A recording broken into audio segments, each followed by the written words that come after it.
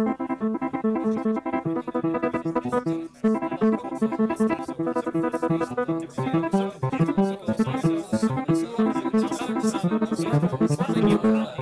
listening to Trysteropod, episode 18. I'm David Kulma, and the other guy is Dorian Wallace. Hey.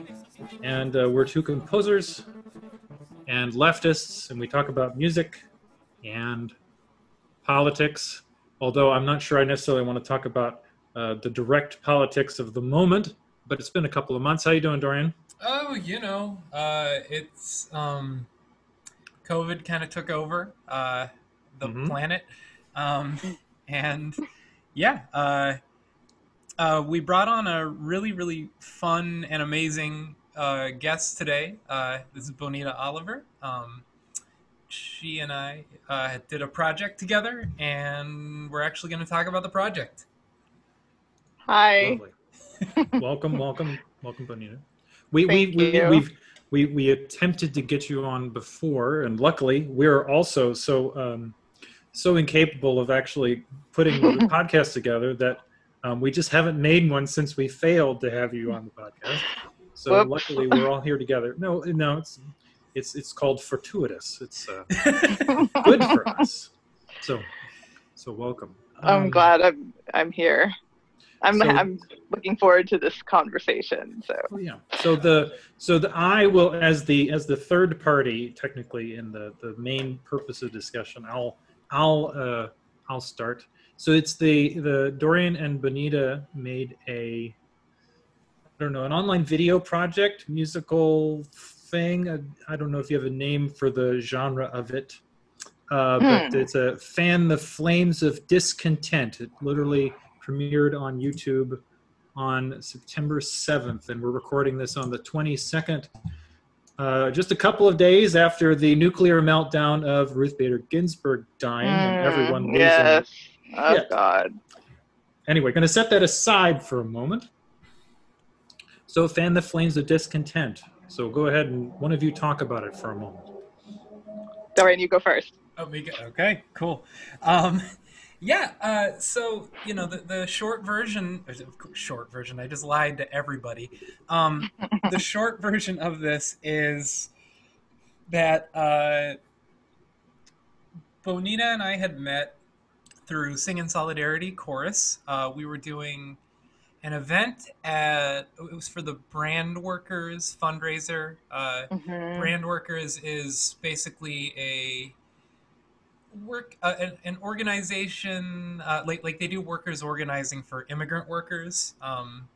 Cool. Some documented, some undocumented, but they were having a fundraiser, and the chorus was the musical guest for the event.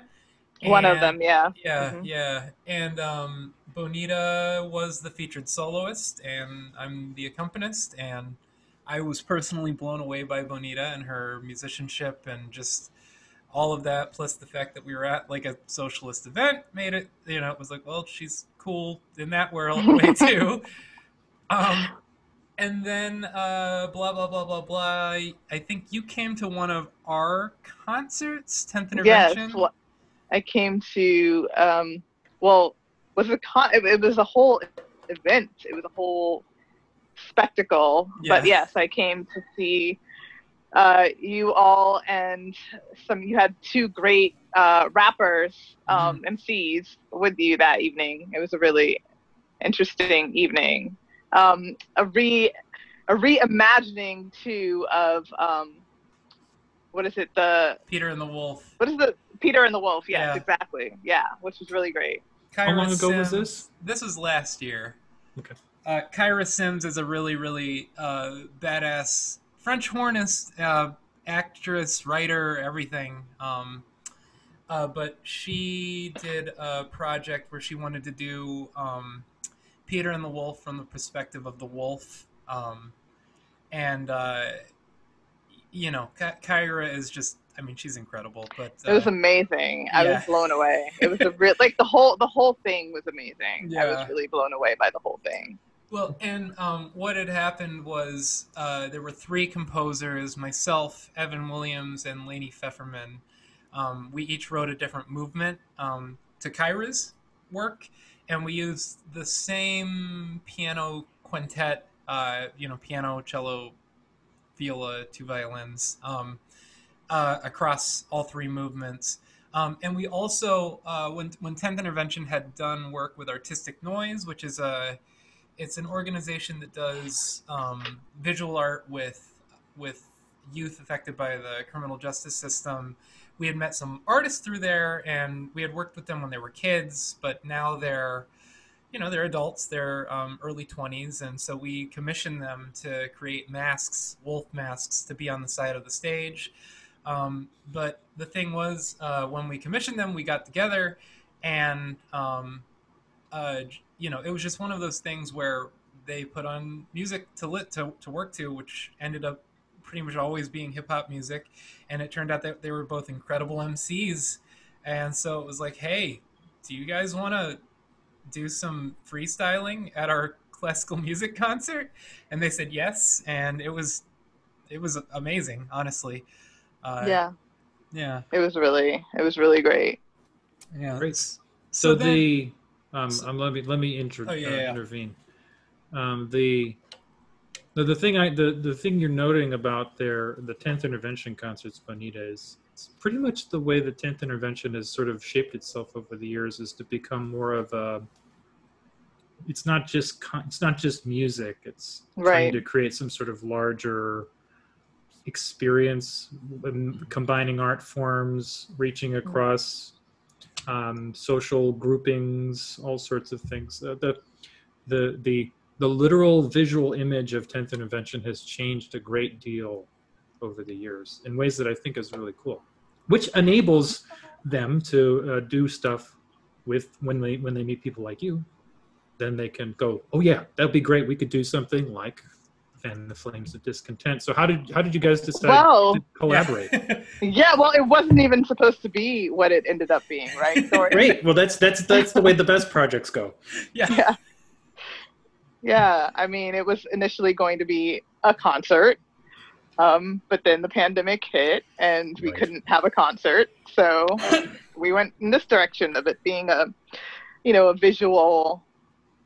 Yeah, a whole visual storytelling with music, or music that tells a story visually. I don't know how you want to frame it, but well, the thing is that there are lots of genres of this piece. There's the sort of the television opera-esque part that comes from Dorian's Perfect Lives background. Then there's the sort of video web series aspect of it by breaking it up into chapters. There's, I mean, these things are interrelated in ways. I mean, but there's other parts of it that are almost like archival concert footage in certain ways. But it's in the way that lots of experimental art is these days. It doesn't, it rather than being one kind of thing, it ends up mixing lots of different ways of seeing and hearing. Right, and then that goes straight into Dorian's way of composing, which is literally like, what would sound really cool? Let's have this amateur chorus sing this well-known song, and then immediately cut to Chris Coles playing the most raunchy-ass free jazz multiphonic or growl noise or whatever it was. It was like, I immediately, when I heard that, I went, yes, this is by Dorian. So how did you, that's an interesting question to me, is how did you manage to solve the problem of, we can't do this as a concert anymore? Like, that required a lot of change, didn't it? Yeah. So the original concept, it was like, is it okay if I speak on behalf of this Please. Angle of it, Bonita? Yeah. So Dorian, I'm assuming that this is basically like an interview with the two of you, and I'm interviewing you guys. Yeah. Okay. So you speak like you two worked together. Well, so the original conception, at least on my end of it, was wanting to write a wage earner's cantata, like a working class cantata with a featured singer. And when I was telling Heinel this, like, it was like, yeah, I really want to do something, maybe, you know, about the IWW, you know, or some kind of, you know, radical labor movement group. And it's like I have access now to this this chorus. It's like a, you know, community chorus of all labor organizers um, and left wingers, and it was just like, and I absolutely want to work with Bonita.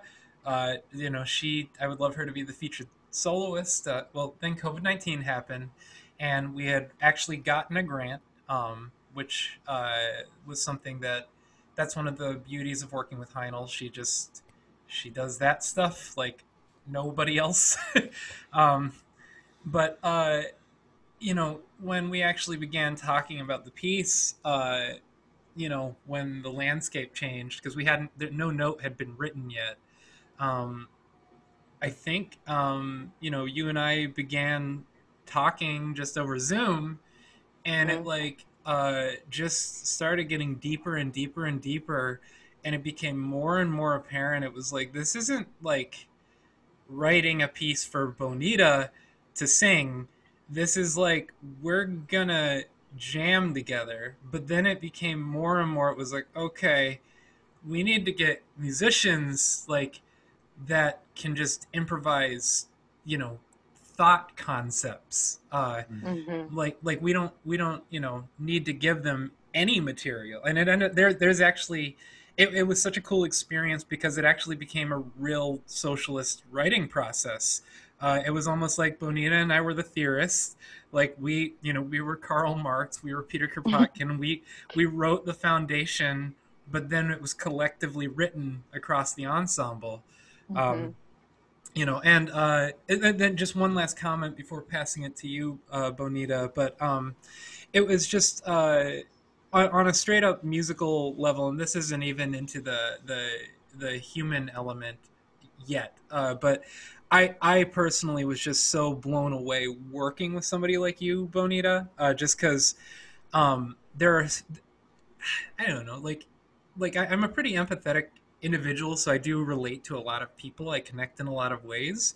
But there's a particular like, oh, and the first time Bonita and I actually played together just over Zoom, it was like, oh, you're in this headspace. Like, finally, like somebody I can actually like just communicate in this like esoteric, you know, spiritual, not thinking, but, you know, connected to the cosmos, but deep into the, you know, parts of the soul, but trying to tell an important message, but also it has to feel good. Like, it just, yeah. So that was one thing. It was just like, okay, cool. One of those wonderful places where language breaks down. Yeah. Yeah. So, yeah. So initially, as Dorian said, this was going to be a very different thing. And it was going to be more focused on the IWW more specifically. And I honestly did not know anything about the IWW. I didn't know anything about it. This was a really big learning experience for me. And I love any project where I'm going to be, you know, I'm going to be able to delve into something, learn something new. And for me, you know, I have to really, whatever I'm creating, I have to be really connected to it. I have to feel emotionally very connected to it. So as we began the process, initially focused more on the IWW and, you know, the music that they used to, you know, propel, you know, their union and their movements forward. You know, I just started personally feeling that at the time of COVID first hitting and in quarantine, and, you know, essential workers being called, you know, to sacrifice themselves essentially, that we needed to shift the focus a bit, because it just felt, for me, it felt not strange to celebrate the IWW. That's not the right way to say it, but it would have felt a little tone deaf to not look at what was actually happening in that present moment with workers. Right. Mm-hmm. So that for me began the shift in how we started shaping the piece. It started there. And just for me trying to find a way to really answer what was going on in the moment, and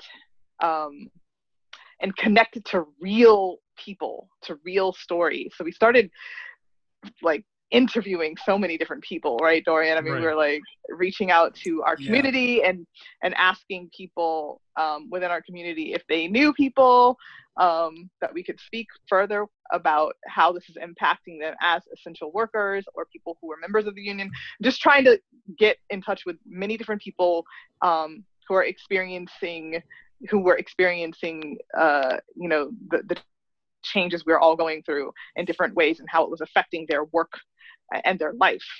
And so that was really when everything came alive for me, connecting with individuals.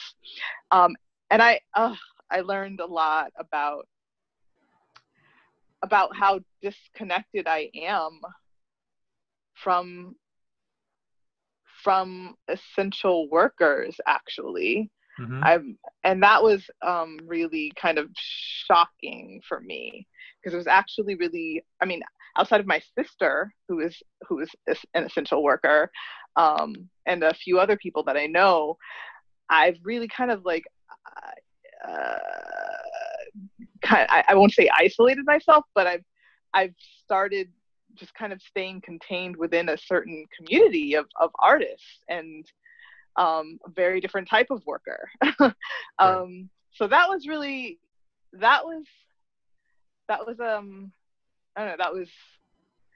alarming for me, actually.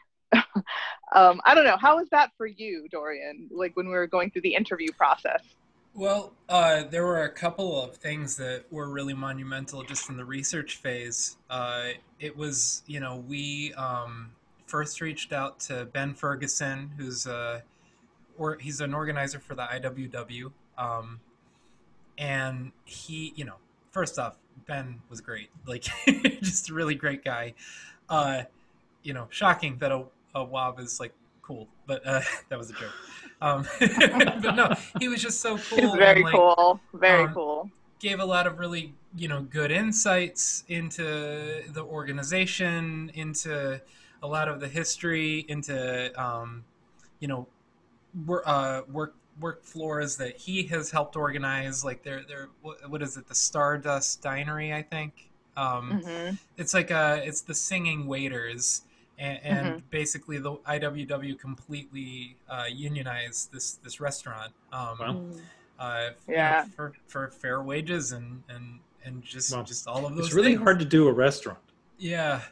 Well, and so that was the first person we really spoke to, but as we started getting deeper into it. And I don't want to speak on behalf of you, Bonita, but I'm going to just say what I remember was you were like, so where are all the people of color?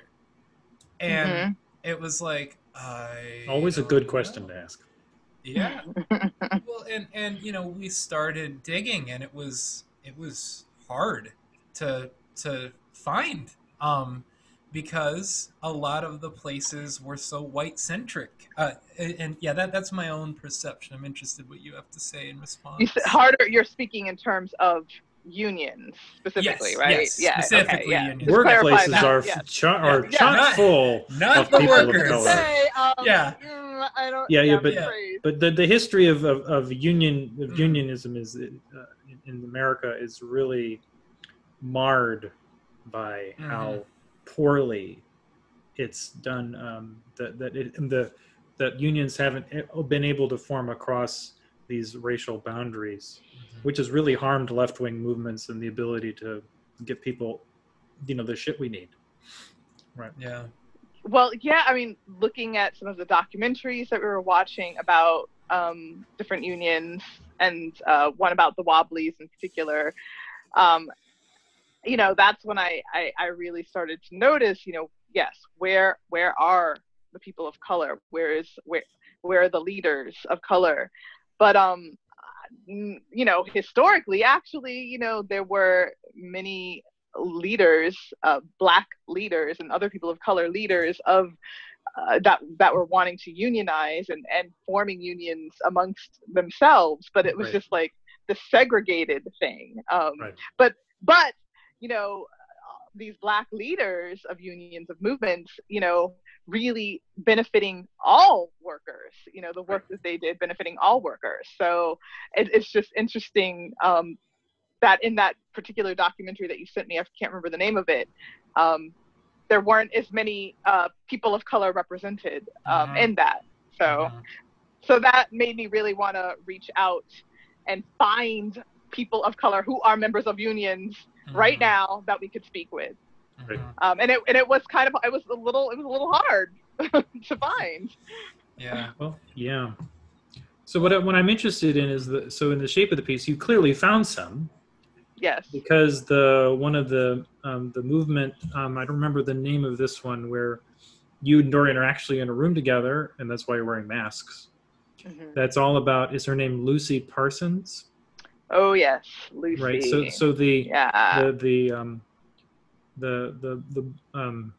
I'll let you describe her. How about we'll do it that way? Well, Lucy Parsons, one of the co-founders of the IWW, an anarchist, a very powerful speaker, galvanizer. I mean, she was one of those people that got about 100,000 workers to march out and protest and I'm sorry, there's like a lot of noise. Are you hearing that? No. You're not? Okay. That's weird. Maybe it's my headphones, but I'm hearing a lot of background noise. Anyway. There might be people outside I'm hearing people yelling outside me. Okay. Sorry. You're fine. Yes.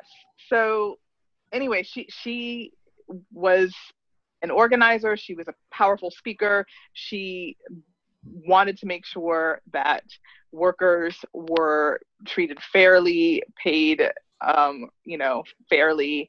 And she wanted to make sure that the power was in the hands of the workers. Mm-hmm. And she spoke about claiming that power, owning that power by any means necessary. There you go. She was deemed by the Chicago police to be a very dangerous person, more dangerous than 1,000 rioters, is what they said about her. Wow. So this was a woman who knew her power, but yet in history was kind of minimized to be just the widow of her anarchist husband who was hung. Because during that protest on May 4th, which is one of the reasons why we, now, celebrate May Day, seven police officers, I believe. I may not have that exactly right, but I think it was 7 police officers that were killed. And her husband was among a group of about 8 people who were then blamed for that riot that broke out, and he was hung.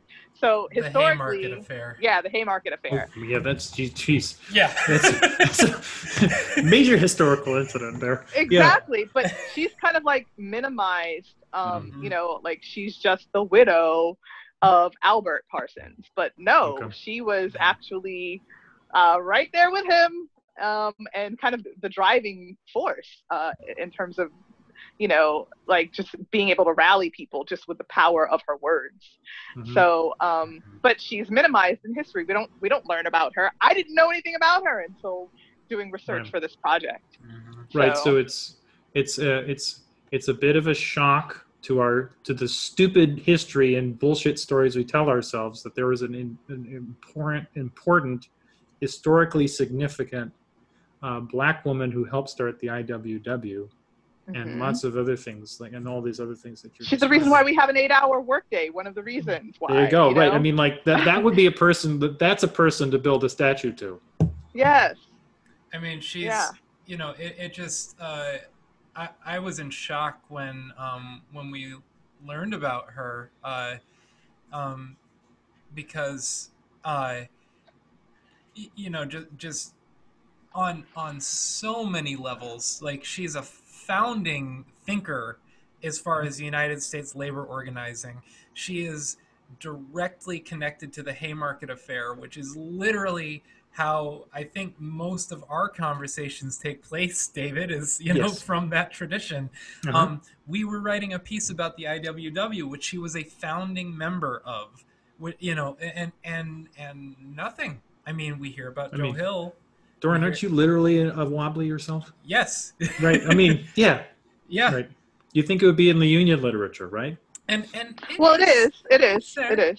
Yeah. Okay. Good. But we hear all about Joe Hill. Like, Joe Hill's the one we always, the martyr, but we don't hear about Lucy Parsons.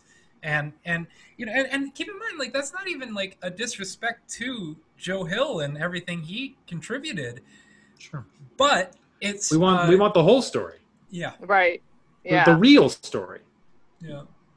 So one of the things more complex that Bonita found, and this was one of the really incredible parts of working with you, was we were really digging into the essential elements of what it was we're talking about. And eventually you started to come to the conclusion that we're in a fight against capitalism and a fight against white supremacy. Yeah, they're tied together. But it then, after a couple of weeks, went even further. And this wasn't would bring up your experiences with motherhood and just seeing your kids, and it was fear and hunger that. Yeah. All of these, you know, patriarchy is a response to fear and hunger. Capitalism is a response to fear and hunger. White supremacy is a response to fear and hunger. And it was just one of those, like... That's deep. Yeah. Yeah, exactly. For me, it was like that was... I was just really trying to understand why are we functioning this way, you know? Yeah. And then like, to me, I don't know, I'm no scientist, obviously, but for me that was just, okay, how do we get to the base urges that are driving this behavior? Like, what is causing this? And to me, like, the place to start when you're thinking about what is it that is something that is part of human nature, look at a baby, look at infants, because that's when humans are a clean slate. You know, that's when we haven't been conditioned yet. We haven't been jaded, you know, we haven't been programmed when we're infants. And so I was just thinking about my babies. I was thinking about who are we when we're first born? How do we express at that very early age? And, you know, the first thing that I noticed about my firstborn child, and I will never forget, obviously, my firstborn child, you're taking in every moment of that first meeting. The first thing they do, like, when they hit the cold air after coming out of your warm body, is like, there's this shock, there's this fear. And, you know, there's the startle reflex, and it's jarring to the system. And then the moment the nurse brings them to me, you know, the first thing they're doing is they're looking for my nipple to feed. And I was just like, okay, so these are the first two things. And this is what I'm seeing from them, you know, for the first few weeks of life, is just that feeding and that really, like, reflexive instinct of fear. So then I just started thinking about that, and how our human emotions, and again, I am not a scientist, I'm not, you know, I don't really know, but this is my, you know, speculation, that, you know, if you start looking at how our emotions, what they really are, like I feel like a lot of things kind of fan out from hunger, from a desire to feel full, right? To like longing could also be connected to hunger. Right. Just connecting the different complex human emotions to these two base things that I noticed in my infants when they were first born. Mm-hmm. And then it just made me start thinking, this is where my head was going. It made me start thinking about that moment in history when humans were nearly decimated. There were so many near extinction events, mass extinction events that happened on this planet. But I guess there was one about, I think, 75,000 years ago when humans were brought down to numbers of just mere thousands. Wow. And we all evolved from this small group of people that were surviving in Africa. And every human on this planet is traced back to that group of people that survived this mass extinction event. And in order to survive that event, what did we have to do? Like, we had to find a way to live. We had to feed ourselves. We had to, it was at all costs we had to survive. So I'm just thinking we had to go into this place of like hyper survival mode. And my theory is that we just never turned that instinct off. Generation after generation after generation, we're being born and we're passing that urgency on, and we don't know how to turn it off. And we're in survival mode, constantly afraid of not having enough. And I really believe that's at the core of, all of the violence that happens in the world. Anyway, I'm totally going off the deep end right now, but it's okay. This podcast is for the deep end. Okay, but that's what I feel. That's what I wanted to feel into with this work that we were doing. Is what is driving us to negate the beauty of human life, the beauty of connection. Why are we putting work and money and having and acquiring and accumulating above connection and human life, human joy? That was the only thing I could think of. That was the only theory I could come up with to make sense of it. So I wanted to explore that with this piece. Yeah. So yeah. Well. And I mean, this was basically how the two of us spoke almost every day for like talk for 2 hours about things. And then it'd be like, all right, now let's jam. Ah! Right. Well, how do you get yourself into this state? That's the you got to have some deep things to bring some deep things out.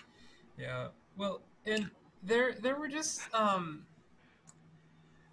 I don't know. Do we want to open this can up? Open the can of worms, whatever. Open it all. Let it all fly out. Today to make sure I was cool with us talking about things. And she was like, "What can we talk about?" And I was like, "Everything. We can talk everything. About not talk about. Yeah, what's off limits? Well, okay. So violated. Any personal taboos you have, you're allowed to maintain those. Yeah. Most of the other ones we generally we're generally open to. Well, we try not to cross the normal kind of like, hey, dudes, you shouldn't say that. Probably shouldn't, yeah. But like the personal stuff and weird things, oh yeah, talk about all that. Okay, good.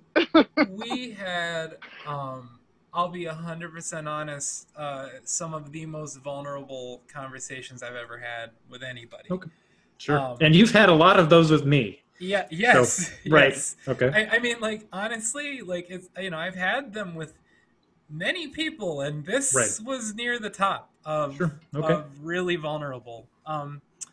Because there was one very specific one where we had performed. I was so triggered. Yeah. Oh, This was. Oh, okay. This is the triggering story. Okay. Yeah. So, um, it. Wow, saying it out loud is really intense, but it's worth it. I think. I know it is. I know it's worth it. Um, we had performed for. Was that for Farah? It was for one. No, I think this one was for the open improvisation. Open Improvisations, which is an online Facebook event every Sunday that Marina Kieferstein puts on, and we were raising funds. We were fundraising. Yeah. Yeah, and like each act, you know, you go on for 10 minutes and you improvise, and each act I think was like you could put a link to an organization that you felt important, you know, felt that was important. And we were donating that night to the Burns Institute. But anyway, go on. Well, and the Burns Institute, I'm gonna get the specifics, but wrong. Actually, could. Yeah, so they help youth who are, I guess, at risk or in transition, you know, from being incarcerated, you know, offering programs of support and guidance. So a really good program all around. So we were donating to that charity, and we performed. We did our thing. We were improvising, but you. Yeah. Well, no, it wasn't anything bad, but it was just triggering for me. Like, so we were still getting to know each other. It was kind of like the beginning, right? This was closer to the beginning of our work. Anyway, we were still getting to know each other, and he did this fist up moment at the beginning, and which, you know, it's you know, nobody has ownership over that gesture, but I didn't know Dorian well enough yet, and I just got really pissed. I thought it was really performative, and I'm like, why are you doing this? Are you doing this because you're performing with me? You know, because I identify that with, you know, the Black Power symbol, but I know it's a symbol of many other things used by many other people. But I don't know, it just felt in that moment performative, and it felt like I felt like you were just doing that because we were performing together, and I got pissed. And I think at one point within the song, and I don't know if we actually talked about this part, but within our improvisation, I think I yelled at you to stop in the improvisation, but you actually did kind of like calm it down. I don't know if you remember that, but I don't remember that part. I'm okay, not surprised but I was actually communicating with you within the song. I was upset at that moment. Nicely done. Yeah, that was the you were reading the poetry. Yes. I think I was doing a poem by Sonia Sanchez that night. I can't remember which one. Sanchez, but yeah, well, it's the one where it's like it speaks on are we just music to you, or are we are we just here to dance for you, or are we like I forget all the details, but so it was an incredibly we're actually talking about it much more bluntly than we did when it first was brought up. And this was a gigantic experience of staring my own white privilege directly in the face, because so we're kind of like talking for our normal meeting, and we talk about the improv, and Bonita had been like, I'll say passive aggressively not happy with the improv, but like didn't like, and I was like, I mean, it wasn't, you know, like I thought it was like good. Well, and actually this is some fucking ridiculous psychology, is that I'm now realizing that when you were yelling, I was like totally digging that, thinking it was like the musical material and improvising. Right. I mean, it was, but it was also me totally yelling at you. Right. I was pissed. I mean, like that's the thing that's like of, I mean, one of the powers of like this art experience is you were completely being real, and yet it still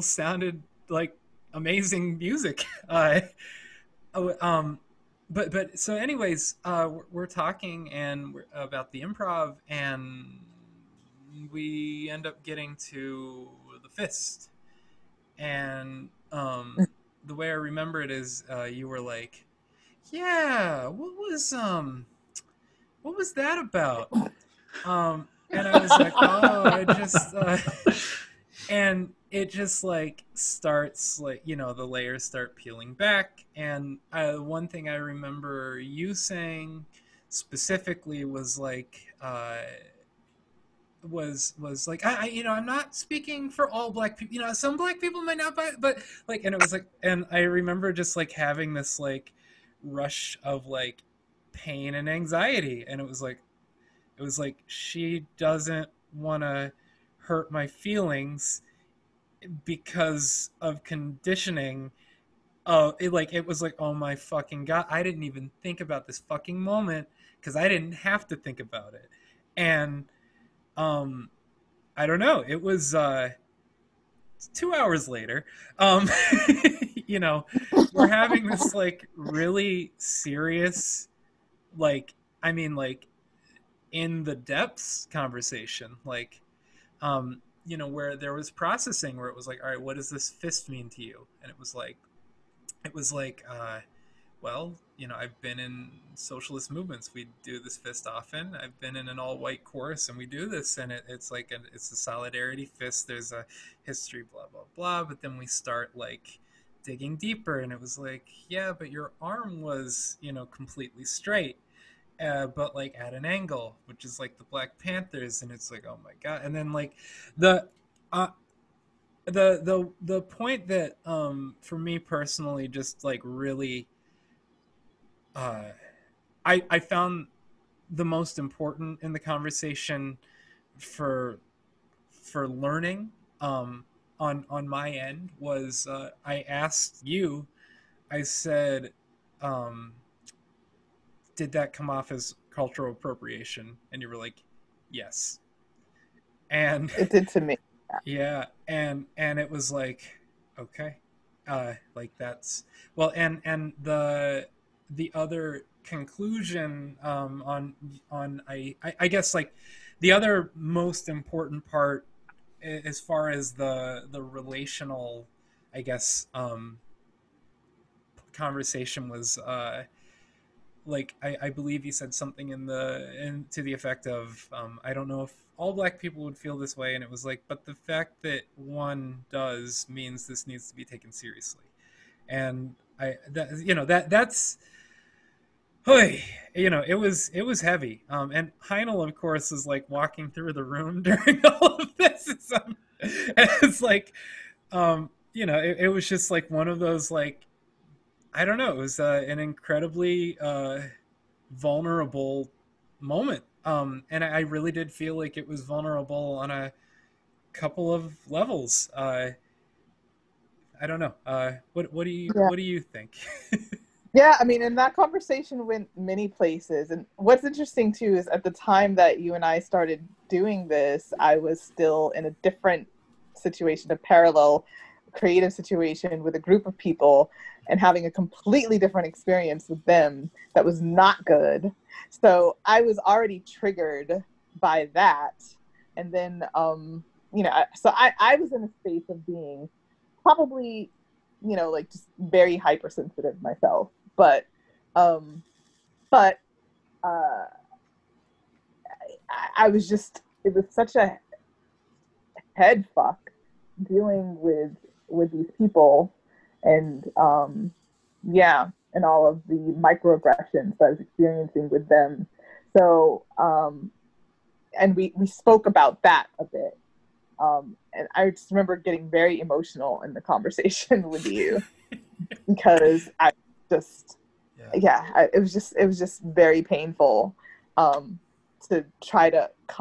I feel like I'm constantly walking on grounds that have landmines. You know, like when am I going to be attacked again? Mm-hmm. And in art making, the process of making art is such a vulnerable experience, and that is the last place that I want to be feeling attacked. right. or microaggressions directed at me. And so yeah, to be having these two experiences, this relationship developing and creating this piece with Dorian, and then having this other parallel situation that was really fucked up. It was a lot, and it was very overwhelming. So we spoke about a lot more that we don't have to necessarily get into, but it was just a very emotional conversation. And we had many more subsequent conversations, going to more levels and exploring more of these different things that were very honest about our upbringing, about all of our triggers. And yeah, I mean, I don't know, through this whole experience, what I've learned is that I don't want to make art any other way. So I don't want to make art any other way. If like, I don't want to make art from a place that is superficial, that isn't breaking me open, and looking at every crazy thing in my head through the work. So and everything that I'm experiencing and everything that is going on in the world, I don't want to look at things in a surface level. And to me, working on this piece with you, Dorian, was definitely, yeah, it was a very powerful experience for me. So. Yeah. Well, you picked the right person to do it with. Yeah. I would just like, the Dorian's willing to go all those levels. Yeah. Yeah. And Andy's also willing to be called out when he does something stupid. Right? Yeah. And he'll learn. Right. Yeah. He'll learn. You'll take it in, you take it in, right. You sit with it. And you sat with that for a couple of days, because we spoke about it again like a couple of days later, and you're like, I'm still like feeling it. I'm glad I played it off that it was only a couple of days. No, Dorian mentioned that in we recorded a couple of podcasts around that time. I don't remember if it was mentioned in the podcast. I think we did. You did it off mic, like we would talk afterward, and he would tell me this story. Yeah, it was like, and I'd be like, yeah, sounds like you did that in the wrong context. Yeah. Well, sounds like she's willing to let you, that you're still actually actively engaged in collaborating together. Sounds like you've gained some of her trust, though. Totally. Right. And that's a big thing, That's a big thing. I'll talk about that for a minute. Sure. It took me a really long time to trust completely, which now I do. But it took me a really long time to trust Dorian completely. Partly just because of, all of the messed up things that I was experiencing at the same time with this other group of people that I was doing art with. But also just, for myself, like throughout my life, just having so many experiences where, the power dynamics at play where when is a white person that I'm dealing with going to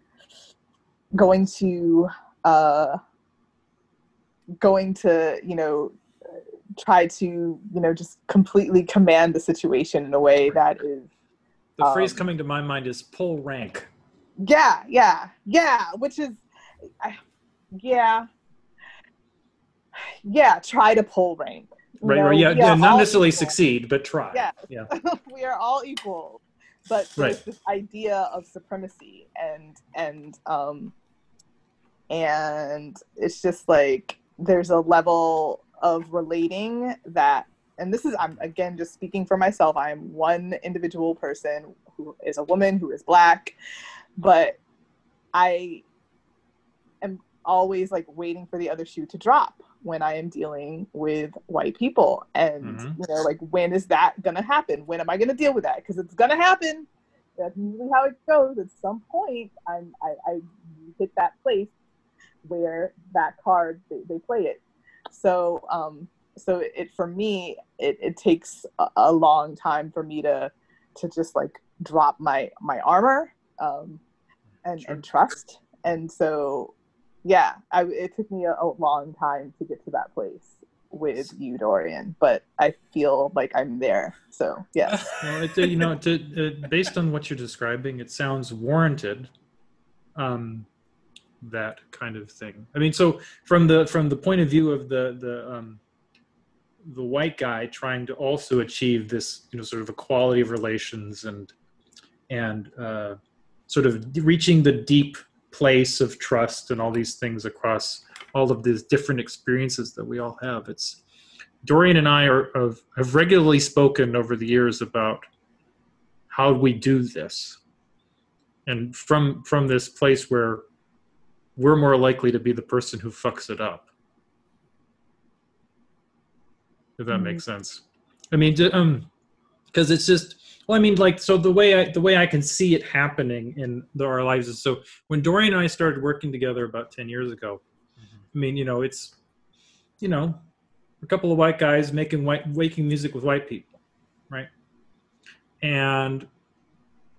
But knowing that that's not necessarily where we wanted to go, right? And like, how do you build relations with people if they're not in your immediate social circle? And so part of the thing that Heinel and Dorian have done with 10th Intervention is specifically like, we want to actually represent or like interact with people across whatever stupid lines we have in our society. And that meant actually physically going out and identifying people that they want to work with and asking to collaborate, and then doing the hard process of learning how to collaborate with someone new who has different associations and different expectations and different ways of making music. And it's very obvious in the Fan the Flames of Discontent. I mean, just watching the people who are playing, it's a different experience than it would have been. It's different people. And I think that's a good thing. Not that in working with any of the other people in the past was wrong. It's just that expanding who is available, and then what kind of art and how that changes the art is important. One factor, just to throw this in, one thing that Heinel and I do really try hard within the 10th Intervention realm is, it's not about filling spaces and filling gaps. Right. It's about expanding the way you can look, so you can actually choose the people you want to work with. It's not about I find like I don't even know if we're going this way, but just to talk it, it's like I find quota filling to be some of the most racist, sexist shit on the planet. So just one thing for my own mental well-being. I wasn't saying that, right? Right. Okay, go. Just double checking, because I didn't want to say that. Yeah. Okay. But no, the thing that was so meaningful about Fan the Flames of Discontent was every artist we worked with was somebody that I feel incredibly connected to as a human, and as an artist. The only person we had not really done any work with was Josh Henderson, who's somebody that Heinel and I have wanted to work with for a long time, and this was just the perfect opportunity. But Chris Coles, we played together in Cleveland. Frank London. You know what? Sorry, I realized Nicole as well. But anyways, just the point is that with the intention of broadening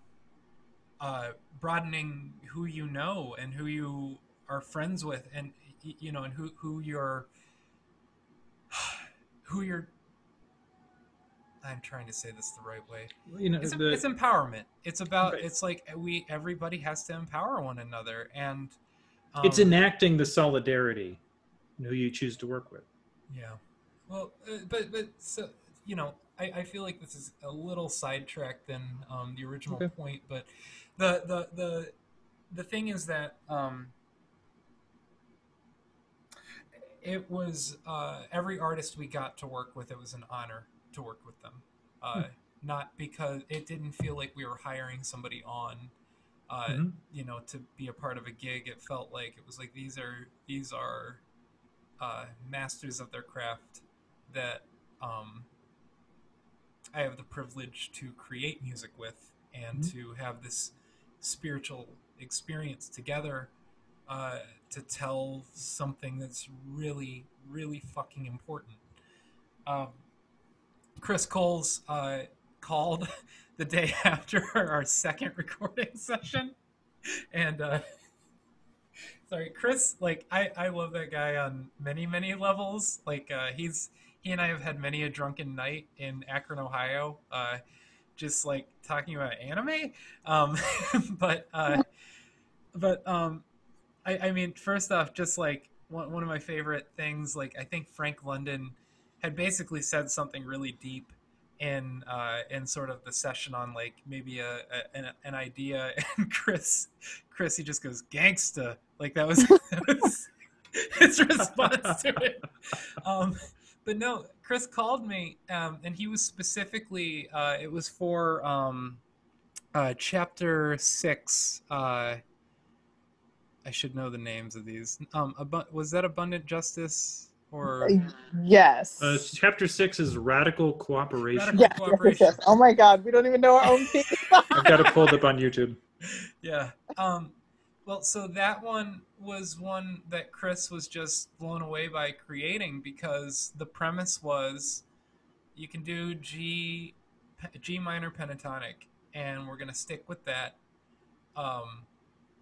You know, and then like we talked a little bit about the history of the blues, and we talked a little bit about the history of American music, and that was really it. And Chris called to talk about how he was like, man, I've got students who, like, you know, this was deeper than 5 fucking notes. Like like this was like deeper. Like he's like, this was bigger than 5 notes, but he's like, but the message was so big it couldn't be carried on anything but these 5 notes that have been used. I'm getting emotional now, but like, you know, I don't know, he just like talked about I feel, you know, those 5 notes have expressed a lot of things over the years. I don't like talking on behalf of people, especially in this sort of setting. So I apologize if any of this is incorrect or misconstrued or anything, but the gist of what I got from it was that he was like, these notes are really important to me and everyone I know. And I'm, you know, that it was a much longer, more Chris Colesian discussion, but you know, that was the gist that I got out of it. It was like these 5 notes, like these are the notes that you have to use. Like it's like that's the message is too big, you can't overcome. And it was just fucking heavy. It was just fucking heavy. And well, and the other thing about it though is like Heinel doesn't think that way as far as improvising. She doesn't really have any jazz training in the same way as like Nick Dunstan. So she like doesn't just pull G pentatonic like right off the bat. But Heinel is an incredible improviser and an incredible and an incredible, beautiful musician. So like, you know, it was like we literally were like G, B flat, D, C, D, F. Like those are the notes. And then, you know, like it was just like, yeah, I don't know. And then Frank London. Frank is just so goddamn deep. Like it's just so heavy. Everything he fucking plays. Yeah, I noticed as that was going on, I just went like, you know, just love listening to Frank London play. Yeah. He's amazing. Oh my God. We were so lucky to be playing with these musicians. I mean, holy shit. Dorian has built a really interesting set of people to just pull from who... That's the thing, is that Dorian has spent years sort of cultivating this level of trust with a lot of other musicians, so that you can just sort of, with a little conversation and slight amount of like, we're going to organize it this way. amazing things tend to happen. That's the way. Main thing that Dorian and I have collaborated over the years, Perfect Lives, is literally, we got a bunch of people and we trust them to do what they do, and we set up some shapes, and then we show up and we make some crazy things happen. So I'm not surprised that's in this, your guys' project together has in some sense reflected this on a different level. Yeah. I mean, I already miss working on it so much. Okay. There's plenty of time to do more. So what I'm interested in is how you chose the. I mean, would it be accurate to say the spirituals? There seem to be multiples, right? There's Dis Train, and I think is there one earlier? Well, there's a blues tune that is kind of overlaid to the very first chapter. Okay. All right. But yeah, so this train, when Dorian and I were doing the interview process, research process, Dorian, you sent me like a document that was a share of some of the music the IWW had used throughout the years. Yeah, IWW protest songs. And that was one of them. Okay. So that's how we selected that. I mean, I listened to, I found a lot of the songs that were on the list. I listened to each of them, and that was one of the ones that just really resonated with both Dorian and myself. So that's how we chose that piece. Why did you really liked that piece out of all of them? Why did you like it, Dorian? This track. They all have their reasons. And this might be where I guess the composer side of things kind of gets into, but this train, first off, that was one where just the idea of a vehicle coming to take people to glory, you know, like that. I mean, there's just a powerful message to it, but there's so much symbolism, you know, about like a train moving forward. It doesn't go backwards. You know, a train carries passengers, you know, but you have to catch the train. Like if you don't catch it, like you're gonna miss it. And so there's that. Solidarity Forever. This is an incredible story. Ralph Chapin, another IWW member, basically wrote those lyrics because when the U.S. Army was sending in people to basically massacre and like arrest and fight union organizers, there would be marching bands to drone out the protests. And Glory, Glory, Hallelujah, very good Christian song. The Battle Hymn of the Republic. Yeah. And Ralph Chapin wrote new lyrics so they could sing those along with this attempt to drone them out. Don't You Mind People Grinning in Your Face? That was one of your choices, Bonita. Yeah, Funhouse. Yeah. Who is the artist? I'm totally Funhouse. Yeah. The original recording, at least the one you had sent me, it's just voice and just him clapping his hands. And it is fucking raw. It is just fucking raw. And and so it was and this is actually one of, I remember when the People's Blues, when we had, you know, written that, which the process on writing that was basically Nicole played a drum track that was a certain amount of time, and then every musician improvised to the drum track on their own.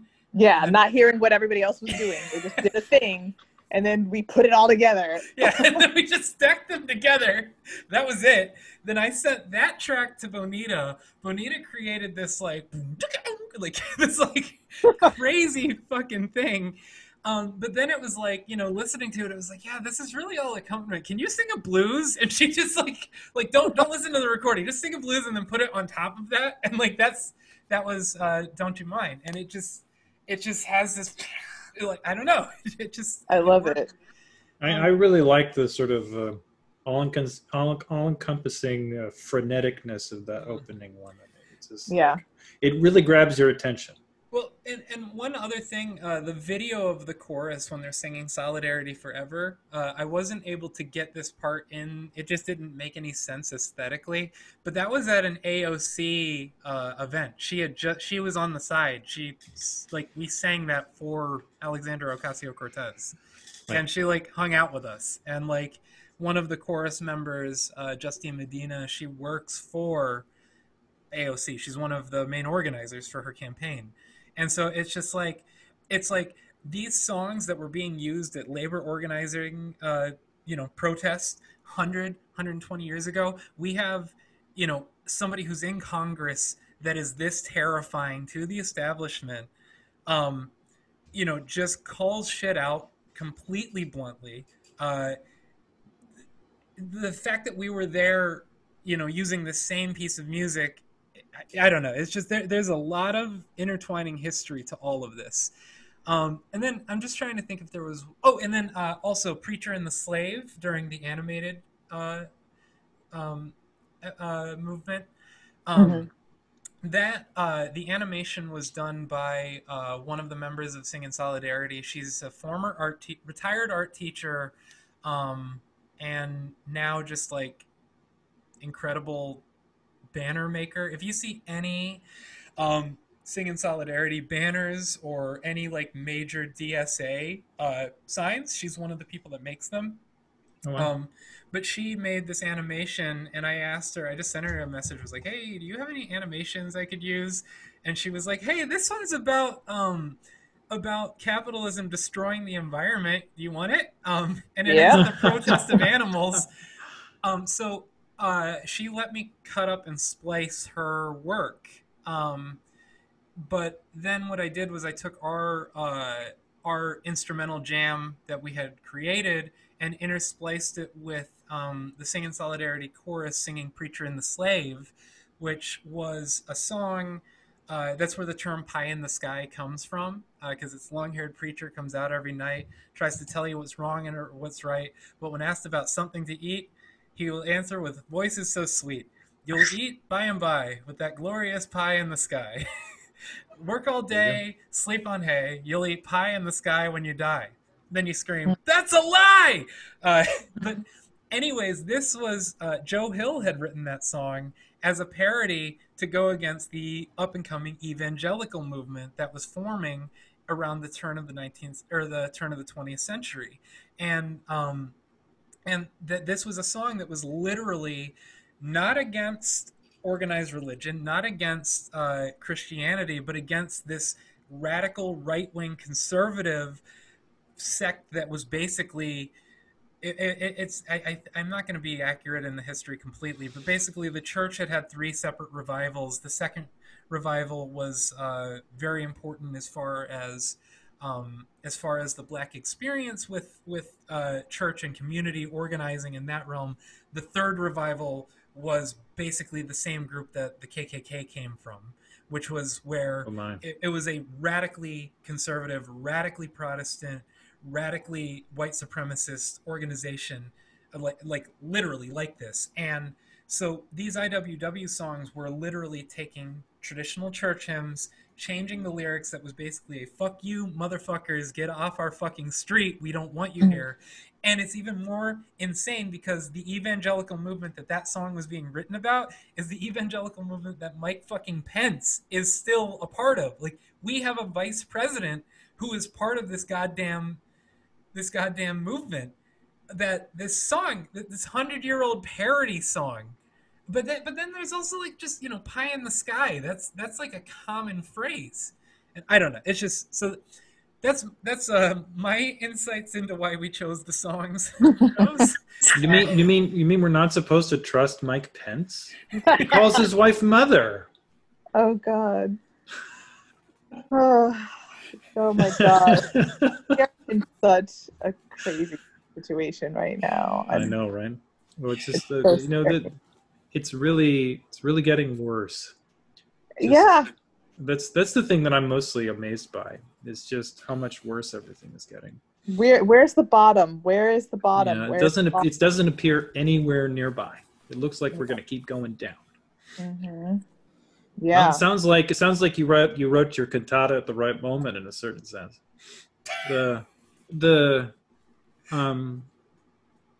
So we've got about 10 minutes left. Is there anything that you guys wanted to make sure we addressed in the well, the hope, like what you just said, you know, we created this at this time with the intention of like trying to spark some things, trying to fan the flames, you know, so this will catch on so that people will know that, like, why are we working in this way?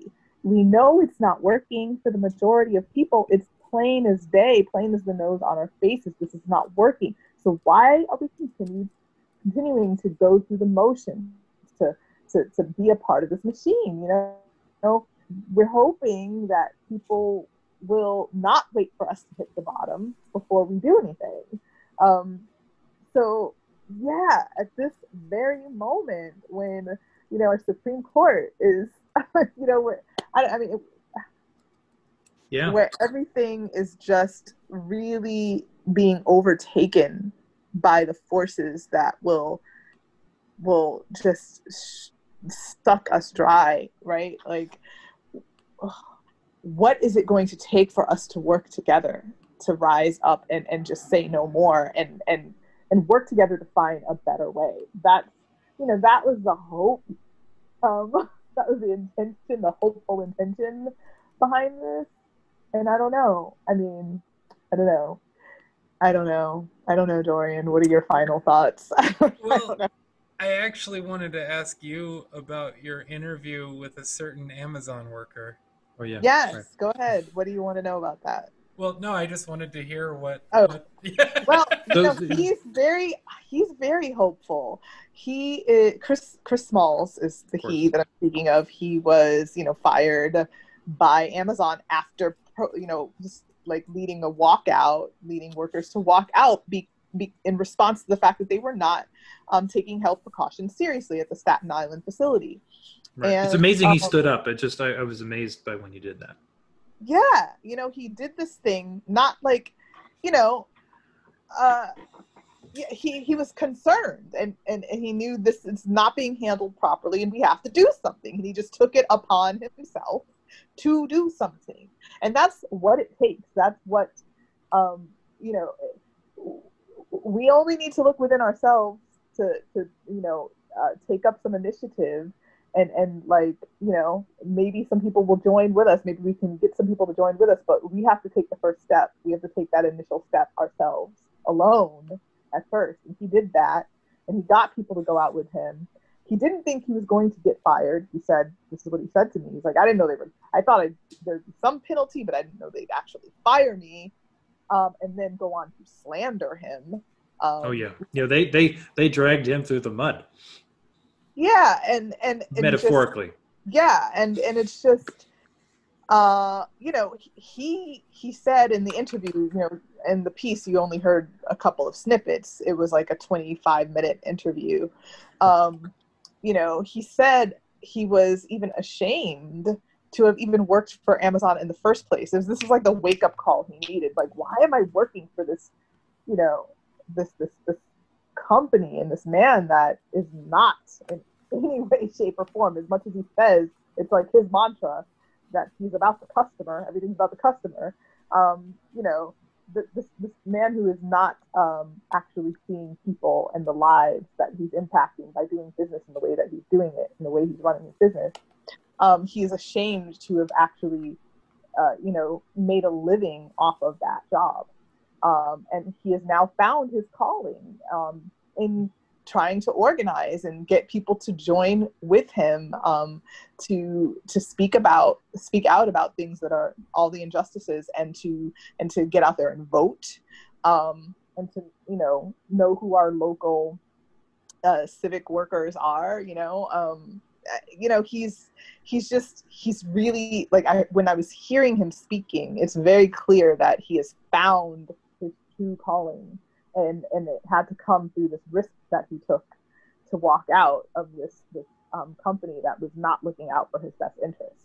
And so I think about all of us we don't necessarily want to be working these jobs, these survival jobs that we've got. We don't want to be living the way that we're living, but we feel like, oh, we have no choice. Like, what's the alternative? I won't be able to survive. I won't be able to support my family, of people that are depending on me. But sometimes a risk, like this very frightening risk that, that's what we have to take. I think we're at that point in our society where we really need to do that. We really need to do that. Like, it's scary. It's scary as hell to think about leaving a job that is the only thing that is, putting food on the table. But this is not working. This is not working. So we have to find another way. But, we really need people who are not the most vulnerable to stand with us. We need people who are not, like, in the negative and one paycheck away from like complete, decimation, like we need people who do have some means, who are in that kind of like cozy, complacent place to stand up right now. So yeah, I don't know. Well, I agree with everything you're saying. Of course, the strange difficulty of America at the moment is that politically we're allied with our bosses. Yeah. And that really makes it like, who is Jeff Bezos going to vote for? He's probably going to vote for Joe Biden. And it's like, so it means that if my choice of who to vote for, like the Chris Small's choice of who to vote for is the same person that Jeff Bezos wants to vote for. It goes to show you that he can, Chris Smalls can come to this amazing moral awakening, but then looking at some of the larger land to go, I'm still tied to this motherfucker. Yeah. In a way that we have to find a way to be able to break. We have to break that, yeah. Right, breaking the working class of all, to find a way to get working class people to somehow learn that the middle management people and up are not necessarily, don't have their best interest in mind. And Chris had that realization. I mean, it sounds like he really did. Did. I did want to jump in, because I can still go a few minutes over, but specifically about your artistic process, just because we've talked a lot about the political and the philosophical and even some of the musical inspirations, but the two areas I would love to hear what your process was like, was the puppet show and the illustrations by one of your family My daughter. members. Yes. Yeah. So each piece that we worked on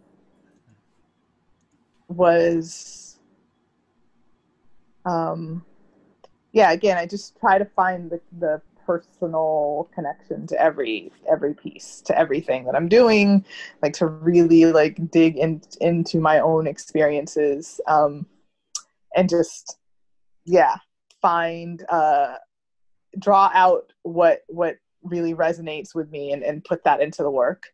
And so with each piece that I directly worked on, that was the start of finding the connection to the piece that is very personal for me. So with the first Hostages, first of all, so Hostages was this little, like, I don't want to call it a poem because I'm not a poet, but it was kind of a poem. kind of a poem, like kind of a, yeah. And I broke that up into little segments, you know, it was a short poem, but I broke it up into little seven segments. And each segment became its own little song, which then became its own little vignette, like this own little world. So I created a world for each piece. So the puppet show was the first part of Hostages. Quite surreal. What'd you say? It's quite surreal. Yeah. Well, the most surreal part is the very beginning, what they actually said. Like, I know, right? Yeah. You just took it and ran. Yeah. I mean, I went down a deep rabbit hole with that. Like, you don't even know how many hours of interviews with these men I watched. Oh my. That were just insanity. I feel for you that you had to experience all of their horrid opinions. Yeah, I mean, it was like, whoa, these men have billions of dollars so they can buy control of our country, and we are at their whim. Like, whatever they're feeling, whatever idea they get in their head, and you know, some of their ideas are brilliant, but some of them are really freaking like rooted in their own insecurity and fear. And we are all held hostage to that. And so that's where the idea came from. They were just so ridiculous and childlike in some of their statements that I thought the best setting would be a puppet show and like in a classroom, and, you know, having them behaving like little kids, because that's what it feels like when I was listening to them for hours. And I remember, like, we were talking about it because you had sent me a whole bunch of the interview. Like, I would get these texts at like 2 a.m. It was just oh my god, it was like, what do you think of this? And like, but no, you were doing that too. Well, yeah, I know. I mean, it wasn't a one-way street. Like, it was like 3 a.m. Hey, check out this really ridiculous, obscure Utah Phillips recording that he did in the backwoods, like for a home. I don't know. But oh my god! But we had a conversation about Warren Buffett. How it was like I feel weird because I don't hate this guy. Yes, I remember you saying that, and I was like, yeah, he's kind of a likable old dude. Like, if he dies, I'll kind of be sad. You know, I don't know. Like, yeah, it's like not just so. It's like it's not like they're just these vicious, like, you know, like easily, you know, identifying, you know, like Donald Trump, clearly a monster. Oh God, he's heinous. You know, right? But like Warren Buffett, it's like, yeah, he's like seems to understand that there's a war between the classes. He seems to like not even be rooting for his side, but he's like doing it though. Yeah, which is so crazy. He's in it to win. Yeah, he just wants to make the losers feel less bad. Yeah. No, he's still gonna fucking win. That's what his job is for. Oh yeah. Yeah. So fuck him. That's what they're all about. They're all about winning. It's all about winning at all costs. Like, they have to win. It's like he knows it's wrong, and he says it in such a likable way, but he's still doing it. Also, your Mark Zuckerberg is perfect. Oh my god. Oh my god. The Mark Zuckerberg. I don't even. Okay. Mark Zuckerberg is one of the worst moral human beings I can think of. I mean, I've had you know, I don't even know why do I even still have Facebook? I mean, so many people I'm connected to via Facebook, but I should not have a Facebook account. But I had to open other Facebook accounts because of like my accounts getting closed because I post something about Black people, and this has been happening for the past 3 years to me. Wow. It is really funny. Like, I have a Facebook account that has very few friends. And it's good because the fewer friends you have, the less you're going to be a target. So I can post anything on that page and I don't get my profile shut down. But if I try to paste on my main profile page a basic article that deals with issues that are impacting Black people, it won't allow me to post it. So then I circumvent that by posting from my other page and tagging my main profile in it. But like, this is the type of shit that, you know, is happening. And Black people everywhere have been talking about this, you know, well, not, you know, I don't know if everybody has, but I know a lot of my Black friends have had the same experience of having their profiles shut down for days. You know, they're in Facebook jail because of something they said that was impacting or speaking to Black matters. And And yet, you know, one of the clips that were in the video was speaking about how the kid who had gone out, you know, and shot people, killed people, shot at people and actually killed someone. It was, I think he had posted about it, and people were flagging the post, but it wasn't taken down. Facebook had given some excuse that it didn't, breach any of their policy about, posts that could be shared. Yet I can't post a picture of a beautiful Black woman on my page. Like, it will censor me from doing that. So wow. It's just like, it's so blatant. It's so blatant. And he just lie. He comes up with so many excuses. No, we're not aware of this. We're not, like, just so much double talk. And I mean, I don't know. We're so controlled by social media, right, and all media outlets right now. It's very confusing. I just wish everyone will, do their due diligence and research things. And also, and this is going to get a little woo-woo perhaps, but I'm woo-woo, that we will Yes. listen to our bodies. Like, we are animals. We Right. are animals. We have instincts. And we know when something truly is a threat. And I know I can feel when something is wrong. I know when something is wrong. But we are so conditioned to kind of like override that and like tell our minds, no, this is what we need to do. This is what we have to do. So we overwrite our instinctual like responses. And I don't know. I think we know when something is wrong. We can feel when some information is even wrong. And I just wish we would all listen more closely to our bodies. Listen to, if our body is telling us what we're doing is not actually going to be in our best interest, but we're forcing ourselves to do it anyway because we have this idea in our head that this is what we have to do to survive. Like, I wish we would just stop doing that and just listen to our bodies. Our bodies know. People are developing illnesses because they're pushing themselves to live in a way that is just not right for them. So I just wish we would get back to our animal nature and listen to our bodies more. That was a total tangent. I'm so sorry. No, Go on, Dorian. I don't think it's a tangent. Well, no, I mean, like, I'm not on Facebook anymore, specifically because I would sit there and be on it and notice that I was just gonna, like, my body was just going, this is the worst fucking awful thing I could be doing with my time. Mm-hmm. I have to stop. And it took me years to be able to get off of it. So I totally get this. Like, I mean, no, capitalism is set up to make us think that we need to it even makes us think that the thing that we're doing when we do that is our rational brain saying, no, I've got more. And I'm like, no, that's not fucking rational. It's irrational. And but we're told, but we have to constantly telling ourselves that we need to be doing more. You should go out and buy another thing, or you need to work longer hours because you didn't get everything done you were supposed to do. And it's like, hey, has it occurred to anybody that most of the shit we do for work is a waste of fucking time, and we should all be like, the communism is free time, damn it. Okay, sorry. Oh my gosh. Anyway, yeah, so there's my little screed of the episode.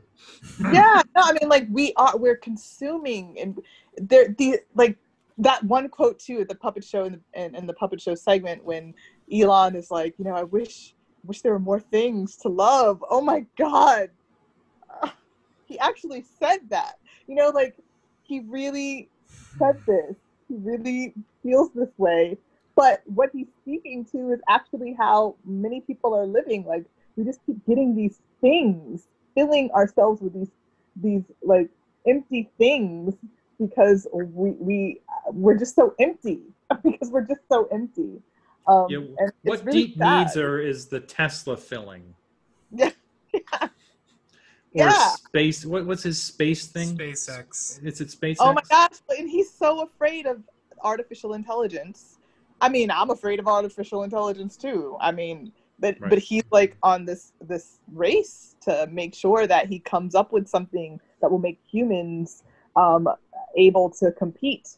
on some level with artificial intelligence, because he fears that that artificial intelligence is a real threat to humanity. So he's developing, I mean, he's developing Neuralink to correct certain illnesses that humans have. But I think also, based on the interviews that I've been seeing, it seems like he's also trying to come up with a way to give humans an advantage when artificial intelligence takes over the world. Like that's what he's doing. So he's preparing for the Matrix? Basically. Yeah. Watch a bunch of videos of this man speaking and you're like, whoa. Oh, I'm so glad I don't have the time for that. There, Bonita, one... Thank you for doing that research for me. Bonita, there was one of the strangest interview conversations I ever saw that like really gave me insight into a bit of the difference of the white experience versus the black experience. It was a show with it was on Star Talk with Neil deGrasse Tyson, and the conversation about Carl Sagan came up, and the Voyager 1, and how there's the message to the aliens, that may come across the Voyager 1, basically giving directions to planet Earth. And all of the white scientists were like, it's really about connection. And Neil deGrasse, he was like, why the fuck would you tell anyone where we live? Like, it was just like, he was like, we do not want anybody to know where we are if we don't know who they are. And like, it was just like, it was this like, I don't know which episode it was on. It was on Star Talk, but it was such an eye-opener where it was like, this man is equally as brilliant as everyone else on the stage, and he is equally as important to science innovation, and equally as important to science education, and all of those sorts of things. However, what is the one difference of him versus the others, and it's his cultural experience based on skin color. And he was having this very visceral response about all these like idealistic, like, wow, like the aliens could come and he was like, no, like you can't do. It was a huge eye-opener. Wait, so you're saying thinking that because of his black experience, he felt that way? He made a very direct reference in his response to slavery and to slave ships, and of white people colonizing Africa and stealing black people. Right. Well, I had that reaction after listening to it, but he blatantly says it in the interview, where he's just like, no, like, we do not trust people that we don't know coming into our space, because they could steal us, they could enslave. It was just this very visceral reaction, which is not common at all with Neil deGrasse Tyson. He's like very calm, politically minded science educator. I don't know. It was one of those moments for me. Well, I'll have to see that. But what's interesting to me though is this whole like again, going back to Elon Musk with and now Bezos too, wanting to look for, towards humanity's future on other bodies, other planetary bodies and other bodies. Bezos is focused on the moon, Musk is on Mars, but getting us off of Earth, basically, we have so many issues on the Earth to contend with, and they're already trying to colonize these other, bodies in space. So, from the colonization angle, like this whole acquiring and organizing and controlling instinct or thought pattern, whatever you want to call it, I don't know. It is fascinating that that some people continue to think in that way about saving the future rather than dealing with what is happening right here. Like, it's always about we need more, we need to expand, we need to conquer and control to make things better. And I don't know, that's really sad and interesting to me. The connection that's happening in my mind is I remember hearing about some scholar telling the history of American colonies as they moved, as the United States expanded west across the continent. So the way the story is always told, of course, is like there's this virgin soil that we're going to take over. It's like, no, there are people there the whole time. There are other people there. And what's interesting is that the way that the American government sold their expansion west was always, so there's a current social problem that's going on right now in our areas of the continent. Rather than address those problems, what we're going to do is we're going to say, hey, we're going to give you some free land where there are some people you can go kill. Have fun. Yeah. And so it's the colonization in this sort of, this is the thing that I always think about when I think about, like, we're going to go into space, and I'm like, we're avoiding a set of problems that we need to address by just having some people leave and cause a whole shit ton of other problems that they're not thinking about, because they think of space exploration. They think of it as space exploration. They're not going to use the term, they're not going to talk about settler colonialism when they talk about this.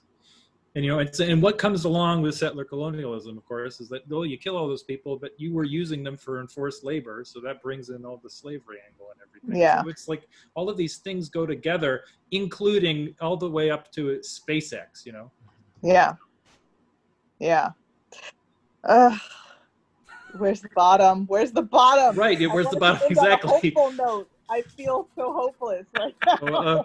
Well, there have been fires in Oregon, in like the wettest place in the United States.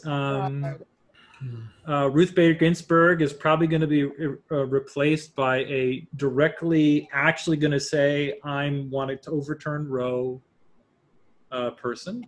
Oh, God. Then, I mean, I'm thinking about this in terms of, like, I remember 2016. It was like February or something when Scalia died. And I remember literally hearing it, that Scalia died. And I went, yeah! And I literally, like, fell to my knees with joy. Oh, gosh. He died. And I'm just amazed at how different this world is than the one that I imagined was possible on that day, right? We were going to turn the court a little less conservative, and now we're looking into the face of a 7 to 2 7 to 2 court. Yeah. Oh no, well, almost. It's going to be 6-3, and Breyer's in his 80s. And if Trump wins re-election, oh God, right? Yeah. So and then and our savior, of course, is everyone's favorite, Joe Biden. Oh, God. For the past couple of months, we've had where I'm here right now, in my house in Cleveland Heights, Ohio. We have a Bernie Sanders sign out on the front yard because the neighbors to one side, a middle-aged African-American couple, they have a Bernie Sanders sign. So we put ours up too. And our neighbor came and talked to my wife and said, hey, how long are you going to keep the sign up? And she said, oh, probably till the election. Okay, good. Because I'm going to make another sign that's basically, I'm going to vote for Joe Biden, but he's terrible. So we've got these two Bernie signs on a major street in our little town. And that's awesome. Yeah. So. Yeah, this is who people are rallying behind because, I mean, like, I guess that's what we have to do. I mean, I'll do it too, but I don't know. It's such a, I've been seeing the strangest pro-Biden, like just statements. Like there's a friend of ours, Nick Cooper, who's like very radical anarchist. He actually he has a documentary on anarchist therapy in Brazil, like that he made. It's like super dope. But yeah, Nick Cooper, like his post was just like, I'll call Joe Biden a war criminal like I would any war criminal. However, there's a fascist president right now. Like shit sandwich or shit sandwich with chocolate on it. Which one? Right. Or, oh my goodness. Or like there's I mean our friend I'm just gonna Ben So the reason Bonita and I even know is a mutual friend named Ben. Yes. Ben posted on Facebook. Uh, I'm not saying his last name just for other reasons, but he posted on Facebook like, "Hey, there are no Joe Biden offices in Wisconsin." And then in the comments it said, "Yeah, my organization is sending people out there to do pamphleting and leafleting." His organization is the Communist Party USA. Like it's like I can't like these are fucking like left wing, like burn, like fuck capitalism, and it's like it's the strangest endorsements because it's like Donald Trump is actually that dangerous. The other one, the social Institute of Social Ecology, they're doing weekly meetings right now on Rojava, just like classes to learn about them, and the one I was on last week, they had these. Revolutionaries from Rojava, like they're zooming in from Rojava, you know, fought ISIS some point recently, you know, in the last month or two. Right. All of these sorts of things. And somebody asked the question, like, what do you think of the outcome of the American election? And one of these revolutionaries, his answer, he was like, I'm not going to pretend um, that Joe Biden is going to do anything to make our situation better. In fact, he's probably going to keep things there that will keep it consistently bad. But he's predictable, and we're more we approve more of that. So, you know, just we're not going to pretend it's better, but yeah, just vote for Biden. And it was like, Yeah. what the fuck?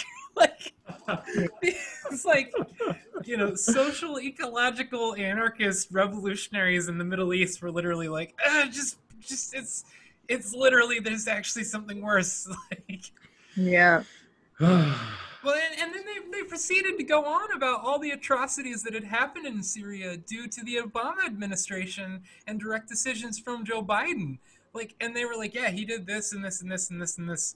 It's still not Trump, who's like actually more dangerous for all of us. Like, his choices of what to do in Syria have specifically put them at risk of being destroyed. Yeah. So anyway, yeah. But searching for the hope. Yeah. We're still searching. I wish I could say something. Nina Turner exists.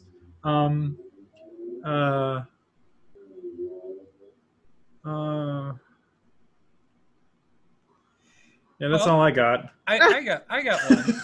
I do Okay. have one. I found even in this conversation, one of the things that I really appreciate about working with you, Bonita, one of the reasons I really appreciate working with you, David, is the ability to have these intensely dense conversations. I mean, this was our trio's first conversation we've ever had together. Mm-hmm. There will be more. And there were definitely uncomfortable moments and happy moments and all of that. And there is something really, really meaningful about being able to communicate with artists like yourselves, who are, you know, we have a mission as artists to tell stories. We tell the truth. Yeah. We tell the truth where the words can't tell the truth. Even propaganda art tells something of what's actually taking place. And it's just, you know, artists like the two of you are, you know, are people that, you know, keep me going on a personal note. On a very specific to this project that we're speaking on, Bonita, I've never worked with an artist like you before.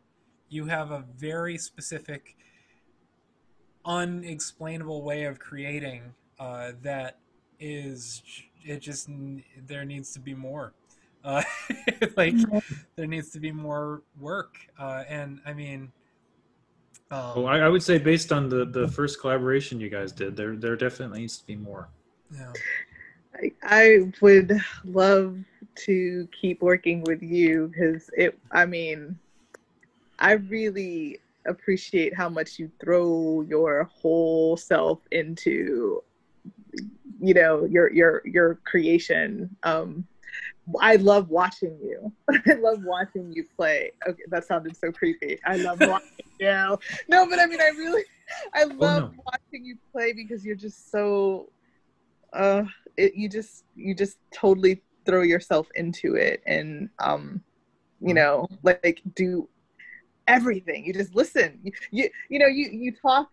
You know, in these conversations, you talk, you think things through, but like you're so instinctual in your playing, and as well as technical. And I don't know, it's just amazing. I love watching you in action, and I hope that we can. I mean, we'll never be able to recreate this experience. You know, this was an experience. This was a moment in time. We did this thing. It'll be something different, and you're going to be a completely different person after you have your child. Yes, that's going to really impact the way you work. It's going to change everything for you. But yeah, I mean, always yes to more with you, for sure. There were a couple of musical moments when we got to play together at Moon's studio, Mise en Place. Basically, Moon had reached out asking if 10th Intervention wanted to do any kind of like masked performance, you know, like mask gloves, all that stuff, social distance, because he's like, I've got this space and no one can use it, so like there's got to, you know, like I've been doing a lot of reading and research on how to sterilize, and I think I can do it. Are you interested? Do you have anything? And it was like, yeah, I mean, I'd like to just like jam at your studio. Can I bring a friend? And like, and that friend was Bonita, and it was one of those moments where it's like, I haven't fucking played with a human live. Like, I mean, Heinel and I have played, which that is something that's incredibly meaningful. But you know, like just the wife relationship is a different dynamic, anyways. But I hadn't played with another human like 5 months, 4 months at that point, and there was one very specific part because, well, the way Bonita and I talked, it was like, all right, so yeah, like, you know, I want to get this train, but like we should also jam. How do you want to do it? And like you were like, let's just, I don't know, we'll figure it out. Like, yeah. We're improviser. You just do it. You just do it. Like, we knew that we were going to get to this train, but like that was it. And there was one very particular moment where I hit a chord I didn't mean to hit at all. Like it was one of those just like, and like there was that moment of like, you know, I want to play the chord to make it right, but you sang this note and you just stayed there. And I mean, it's in the recording. I could probably find the actual like number point, but there was literally a chord I didn't mean to play, but then kept it that chord and didn't adjust it at all because you hit a note and it was like, no, that's you know. And I'm talking about this in a conscious way that did not happen at all in the improv moment. Right. But it was literally one of those like, no, this chord's just it's good right there. Like we're gonna be here for a little bit. Yeah, and I loved every moment of that. That was so magical, and what we did with it in post, in the editing process, these two separate chapters, was also magical. So I know after you know, this experience too, I've learned another thing, that I absolutely hate editing. I never want to edit another video again. I will hire an editor because I fucking hate it. It was so terrible. Oh my god, my eyes are never going to be the same. It was just too much. But welcome to the club of artists who've been forced into video editing as a part of their life because of this pandemic. But you know, it's a great skill that is now something that I have in my arsenal. Yeah, so that's something else I learned. But yeah, anyway, back to the moments of hope and connection and beauty, and it was very beautiful and very fulfilling to work with you, and now I'm getting emotional. So the phrase that keeps coming to my mind, Dorian, I think it's a good description of this, is radical listening. Yeah, radical cooperation. Yeah. Yep. Yeah. Right. Well, it just you know, the other I mean, there's so many layers, so many elements to it, but just knowing that the music was never gonna be an issue. Like, it was like just knowing that it's like yeah, like we have to dig into all this like dense ass like spiritual philosophy, political thinking, psychology, like, but the music was never like the concern. Actually, this is my last thought, and then I should probably go because I am starting to get the look. She just rolled her eyes because I just said that.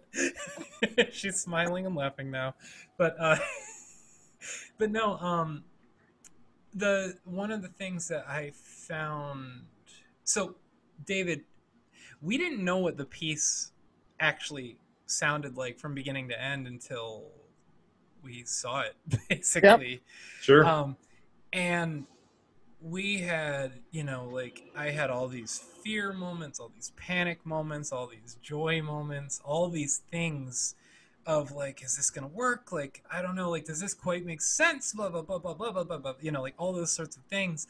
But after seeing the whole thing through, Bonita, one of the things I think you do, that this is what I mean when I've never worked like with an artist like you, is the heart and soul of that piece is Lucy Parsons.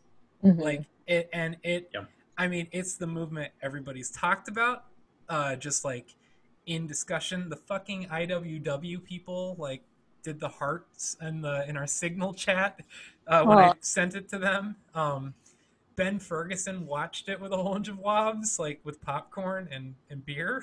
But it's like you found this woman who, covered an entire legacy of gender politics, mm-hmm. and somebody who covered an entire generation of race and class issues, but who was also directly tied to probably the most important moment in anarchist and, mm-hmm. I mean, that's why we have May Day is, mm-hmm. Yep. is because of the Haymarket Affair. But then also she's a founding member of the IWW, and she was a part of these movements with all these songwriters. But then she is like totally just swept under the rug. Yep. Because of the complete disregard to the white supremacist system that we have. And you literally found this being that moments before, mind you, too. Like, cause I was gonna, I didn't know what I was gonna do. I did not know what I was gonna do, and that was just, it was not this like thought out thing at all. Like, yeah. I could have totally done something else in that moment, but that's what I did. Yeah. And it was so relevant to this overall piece, and such an important part of history that we need to look at. So yeah. Well, and just the fact that in our improvisational language you ended by saying her name, and that's also how the piece ends in Fan the Flames of Discontent. Like we improvised together, and she said Lucy, you said Lucy at the end. Mm-hmm. And it was like, just like actually on a straight up like compositional, like structural level, like that shit's fucking brilliant. Mm-hmm. But it's also like the fact that it like can lay out in this like beautifully organic way, but it still has such like strength is just, I don't know. It was really powerful working with you. And I hope to do it again, and I hope I don't end up crying at the very end of it because I've held off this whole time. Oh my God. So, yeah. Thank you for inviting me to work with you, and thank you for like just the level of vulnerability that you're willing to have and put into your process. And I just, like I said earlier when we were speaking earlier today, like, after this experience, I know I do not want to work with anybody artistically that is not willing to go, go all in emotionally to the work and with each other. I just, now that I've had this, it's gonna be hard. It's gonna be hard. It's gonna be really hard. I don't want any other experience. So yeah, you have an upcoming project that I am excited to hear how it evolves. I am too. I'm really looking forward to this collaboration. Who you introduced me to. I'm so happy that I met him. I have a couple of things that I'm working on that, I hope we will get funding for it, and we'll see. And if we get the funding, I will talk about it. Hopefully I can talk about it. But yeah, I'm excited. And anyway. Yeah. I'll leave it. No, it's Okay, yes, David. Can we wrap this up now? And another reason you're awesome is. No, I didn't want to stop those, but we can't do the next thing. So because I don't know about you, but I have a job in the morning that I have to do. Right. So it's like, sleep. Going to sleep is something I need to do very soon. So anyway, the people, all of the tens or the units of people who listen to this podcast when it appears,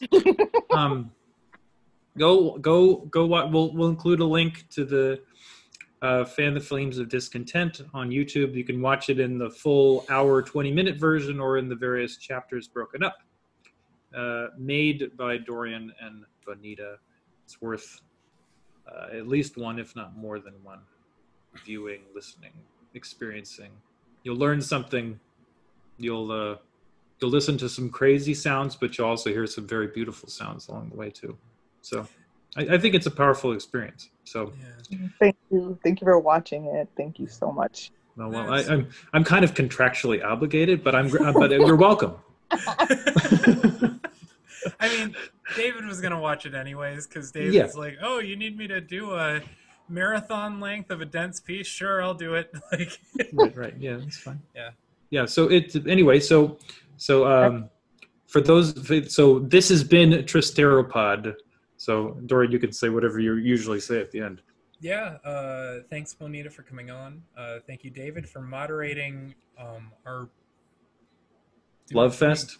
Yeah, our It's okay. That's exactly what I expected to happen. So it's good. Yeah. No, this is a good. We had a great conversation. Yeah, no, but it's very strange to be a guest on my own podcast.